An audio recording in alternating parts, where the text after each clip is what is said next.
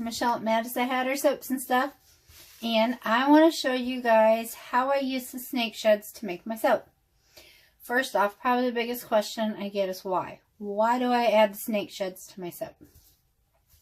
Not just a selling point. So, snake shed is full of keratin. Keratin is a protein which is full of vitamins and minerals. We all have it. It's in our hair, it's in our nails, in animals, it's in their feathers, their hooves, their skin.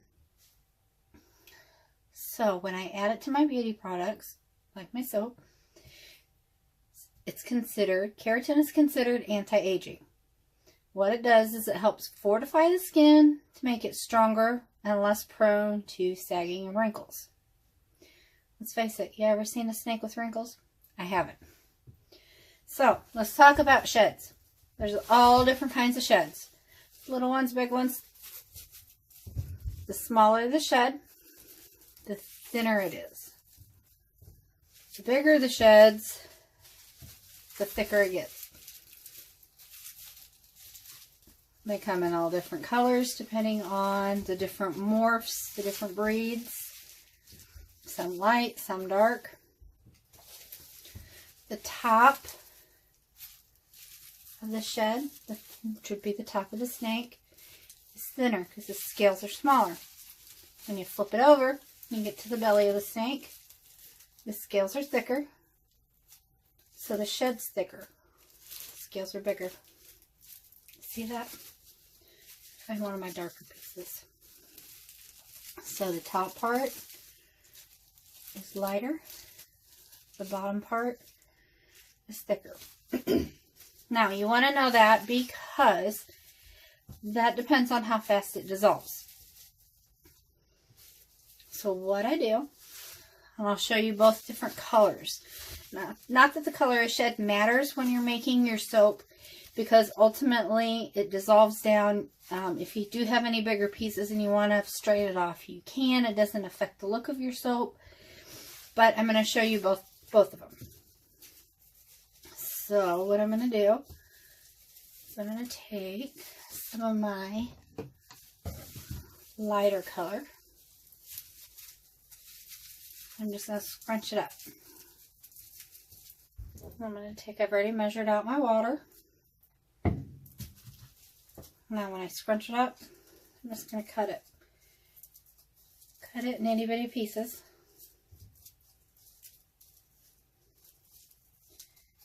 And I do this because it dissolves down faster. You don't have quite as many chunks. If you really have a phobia about touching snake skin, you don't even have to do this part. This is just a little extra I do to help speed up my process. So, you see the shed in there? Okay, and I'm going to do the same thing with my other one, but this time I'm going to use a thicker piece. Use the underbelly, which is thicker. Do the same thing. I'm going to scrunch it up. And I'm going to cut it up.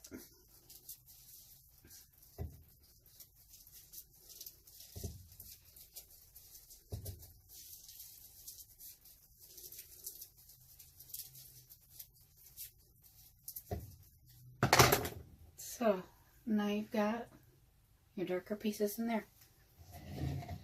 I've already measured out my lye. I'm going to put my little mask on. Simply because lye has fumes. Which is why I also have my safety goggles on. I always put these on before I start anything because I'm prone to forget. If I put them on before I even start, I don't forget. My mask, I don't normally forget. So, put my mask on. Let's get started. When you use your lye, it does put off fumes. This lye is the flakes. I really kind of like the beads better. But it's personal preference. So for the first 5 minutes, when you put your lye in, it's going to put off some fumes. You're going to hear it dissolving.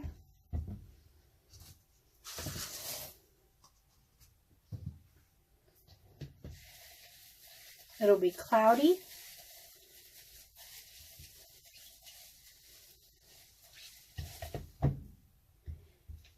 And then you just let it sit.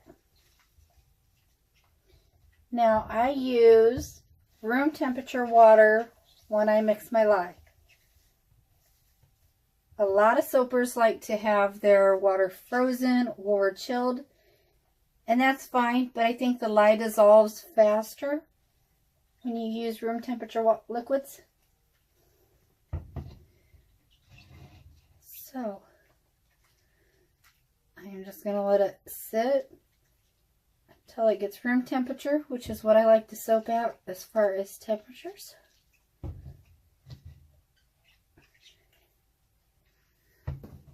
Let me get a little better view here. See it dissolving. And that's my lighter color.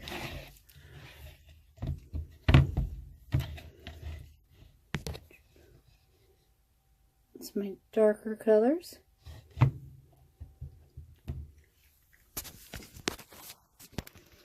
And then what I'm going to do is I'm just going to let this sit. I'm going to come back, I'm going to stir it up every once in a while, just help break up that snake shed a little bit better.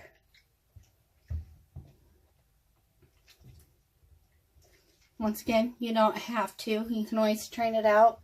A lot of times I don't strain mine out unless I see some really big chunks. But usually just by coming back and stirring it every couple minutes, it dissolves enough, it breaks it up enough that I don't even have to strain it. So we're going to let this sit to room temperature, and then I'll come back and show you the rest.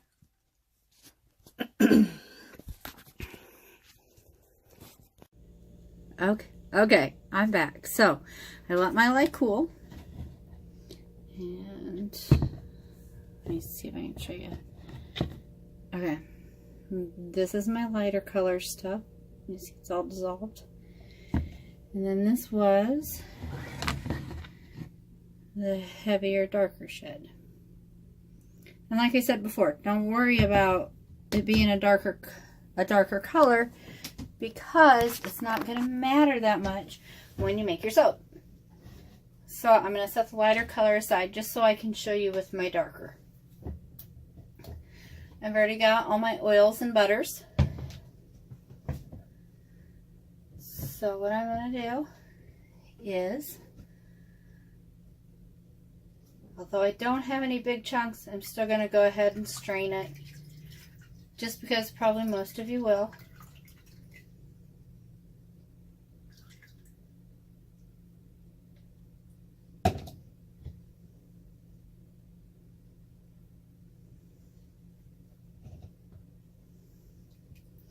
And honestly, I should have gloves on. I don't. That's on me. Lye is extremely caustic. It burns. You know, my bad.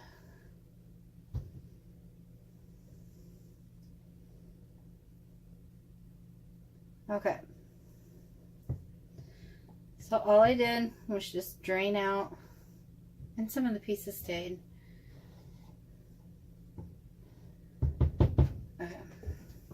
And then I'm going to take my stick blender. I'm not going to show you the whole process of making soap. But when you mix your lyes and your oils and your butters,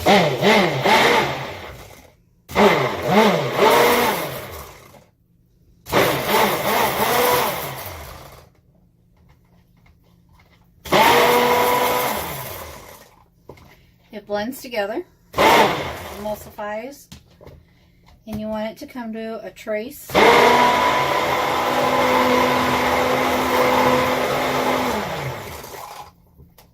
Which, depending on what you're using it for, depends on how thick you want it. I'm not going to make this thick. I just wanted to emulsify it enough that I could that I could show you the colors.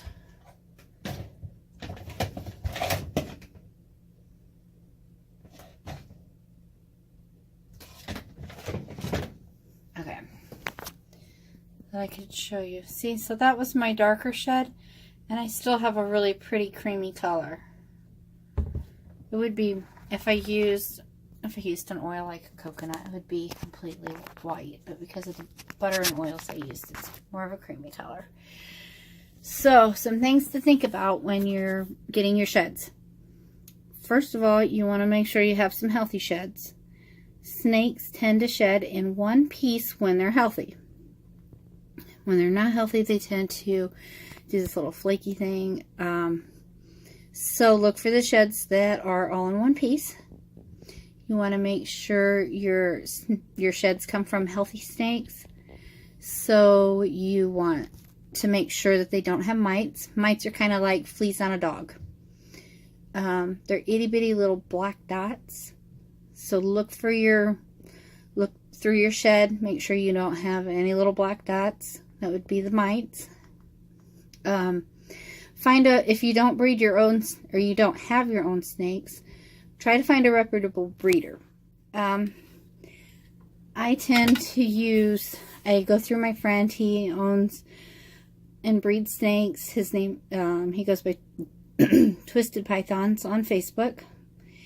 And he has some gorgeous snakes. So even if you want to get your own snake just for your own personal pleasure, you go there. There's plenty of groups. I recommend finding like a reptile group if you don't have access to your own sheds. And then just ask. Most people are more than willing to give you sheds without you having to buy them, just because they don't have a use for them.